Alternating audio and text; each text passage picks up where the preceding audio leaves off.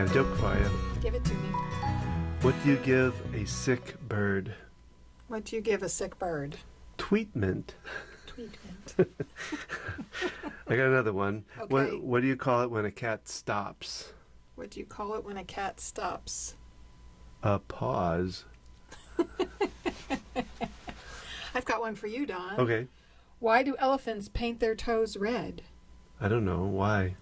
So they can hide in cherry trees. I've never seen an elephant in a cherry tree. See, it works. So we're talking about humor. And this is Don and this is Don And this is Gina. with another Tuesday Tips from Focused Healthy Family. So humor can play a big role in communicating and how we interact with our children. Parents sometimes don't want to show a lighter side in themselves for fear their children will see it as a weakness. That we feel we need to be strong and serious and teach our children lessons. In reality, humor can show how a parent is human and flexible and laughing with others and at their own faults. That's a powerful thing, to be able to laugh at yourself. It also can help relieve anxiety and break the ice. Oh, I always like to, when I'm working with kids, I like to get them to giggle somehow. You know, I'll do raspberries or something, the deep breathing with raspberries, and they always chuckle. Well, I tend to collapse to the floor as I do let the breath out, and it gets them to giggle, and it changes their mode, which is, I think, is really, really neat.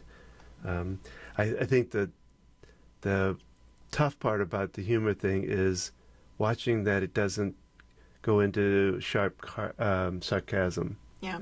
That's where it can, I think there's a fine line. There's a time for it. And yet laughter is the best medicine. And I think it's powerful when we can laugh at ourselves, when we can see a mistake we made and we can be like, well, I did that. I recently backed into someone pulling out of a parking lot. I'm a big believer in, if you're going backwards, you turn around and look. Instead, I chose to use my backup camera, which is a little bit small because it's a 2011 vehicle, and I caught the corner of this car in the space behind me and didn't even realize what I hit. And my daughter was with me, and afterwards it's like, well, and the woman was so nice. She was so understanding, and it just made that so much easier. And you know, we're like, well, I did that. And my daughter teased me later about when we were backing up, and I made jokes about it, and realizing in the grand scheme of things, it was just a little bumper. I mean, that's what car bumpers are for. And we could choose to be angry about the situation. We could choose to let it ruin my day, or I could find the lighter side of it. And we'll just have to joke and laugh when the bill comes from the insurance company. Yes, Don. We will. Was that sarcasm? Yeah, I think so. Did anybody that you know of go to the donut party? What donut party? No. The donut party that they had. Did you hear anybody go to it? I didn't hear anything about the donut party. Because I heard it was really jam-packed. I prefer Bavarian cream. Oh, I do too. That's it. Boston cream or Bavarian cream. Mm-hmm. Having books of jokes around. Yeah, I got my dad book of jokes here from Jimmy Nairo. A gift you got from the kids. The good, the bad, the terrible. Yeah. It's got all they call different. it Bad Dad Jokes, but the book's title is actually just Dad Jokes. And then there's Mom Jokes. Yes. Like Dad Jokes, but not. Well, you know, I always have trouble. People, I tend to be like clown around and be humorous during things, but people will go, "Tell me a joke," and they're like, well, "That's not what I like to play off what people say, because I think people say some of the darndest things, and they don't realize how it. Well, my mind tends to take things, almost like split them in half. You know, people will say something to me, and I'll hear the side they're trying to get out, or what the true meaning of, but I'll also hear the other, you know, the goofier side of it, or the how you could take it, you know, like well, I was like the Amelia Bedelia books we used to read, because she would take everything so literally, you know. they told her to put the lights out, so she took all the light bulbs and hung them outside. Yeah. Get the spots out of the dress, and she took a polka dot dress and cut the spots out. Or they told her in cooking, to dress the turkey.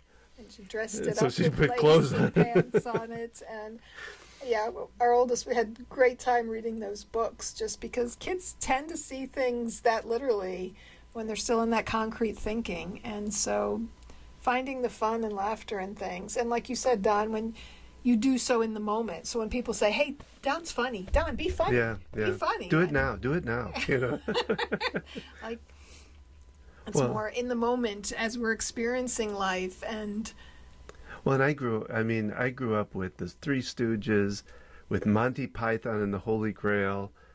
This kind of, some people call it sick humor, but so it just, and then my whole family was like that. Even my father liked to tell jokes, even though they were not the most. Now they would really be shunned because it was incorrect. He would tell Pollock jokes, or This is from the 50s and 60s. Yeah. So, but still, and of course, my mom would be on the other side going, "Oh, Harold," she would get kind of roll her eyes, but us kids would just laugh, and we found it really funny. And yet, I remember going to your mom's side of the family for like a reunion, and you watched your mom being playful and joking around with her cousins and it always amazed me. Nieces and nephews, and you're like, well, because like you read in that part about humor and how parents are afraid that if we if we show too much humor, we won't take life seriously enough, or we'll and I always believed that was kind of my mom's way of looking at things, because I can even remember at her funeral, in the funeral home, people coming up to me and going, "Your mom was such a hoot. She was so funny. She was so neat and so kind and so funny." And I'm like, and I almost wanted to ask, "Are you talking about my mom? Are you in the wrong? You might want to be at the wake down the hall." And yet, when we watched her with her grandchildren, she was fun, and she knew how to be goofy with them and join their world, and found that playfulness. I had always admired your mom for that. So, rethinking how our parents parented us, and we're not here to hash our badmouth our parents or how they parented. I had good parents. They parented in the way they best knew how, and that's what we're trying to do, is trying to just improve on what we're doing and looking at how effective what we're doing is, and adding a little levity. Well, my parents grew up during the Depression, so I can only imagine how tough that would have been, and maybe humor was one of the ways that they helped them get through it. So I'm not bashing them at all. They were wonderful parents. They did things the way they knew how to do it, though. And we all do that. I'm sure we've got a few counseling sessions with our kids along the way somewhere. But so that's a tip for today. So about humor. Using some humor. Find some good jokes in your life and enjoy them. Some funny movies that you enjoy. If everyone's having a rough day or your child's homesick, what humorous things can you watch? What TV shows can you bring them from your childhood, or find new things together? Like that movie, what is it, Death at a Funeral? Yes. Different things like that. Finding things that have so much fun in them. The Princess Bride. It's got so many catchy. Kim's Convenience is a TV show on Netflix or Hulu or Netflix. One of those two, you can find it. Finding different life in pieces. I love that show because they're like 4 little clips, and it's about a family. The grandparents and 3 siblings and their kids, and the most sane person is the youngest kid in it, who's about 9 or 10 years old, but just showing the ridiculousness of adults and how people act. And our youngest really enjoyed watching that show. That's a fun one. There's, finding different things to be able to get outside your problems and your challenges, where you're at, can add a little light to things. So, that's the tip for today, and we hope that you find some benefit in it. You can find out more about us and our workshops, our coaching practice, and you can find our blog and our podcast at www.focusedhealthyfamily.com. And be sure to tune in Thursday, where we do a more lengthy podcast and have interviews with people and discuss other topics at great length. And remember, how you speak to your children today shapes their future and yours.